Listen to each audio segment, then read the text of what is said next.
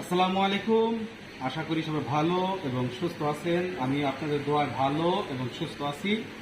আমি আজকে আপনাদেরকে দেখাবো আম কিভাবে কাটতে হয় এবং যেইভাবে আমটা আপনারা কাটবেন সেই টেকনিকটা ফলো করুন। আমি কিভাবে আম কাটি দেখেন।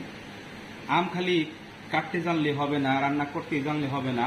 আম কাটারও কিছু টেকনিক আছে, কিছু কৌশল আছে। সেই কৌশলে যদি আপনি আমটা কাটিং করেন, আম খুব সুন্দর একটি শেপ হবে কাটিং এর এবং দেখতেও খুব ভালো লাগবে, থ্যাতলায় যাবে না। তো দেখেন কিভাবে আমি কাটি।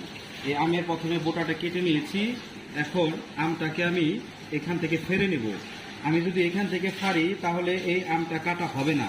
এই আমটা কাটতে হবে পেটের দিক থেকে, এইভাবে। এই পিঠের দিক থেকে কাটা যাবে না, পেটের দিক থেকে এভাবে কাটতে হবে। আর সেম এই যে দেখেন, আমি আপনাদেরকে দেখাইতেছি পেটের দিক থেকে কাটলে কি হয় আর পিঠের দিক থেকে কাটলে কি হয়।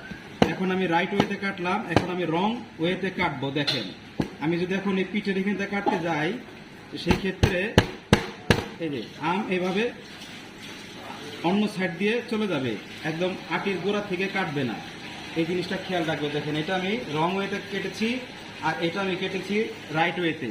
রাইট ওয়েতে কাটার কারণে এটা কত সুন্দর আসছে, একদম মাঝখানে আটির ভিতর দিয়ে আসছে আর এটা সাইড দিয়ে চলে গেছে।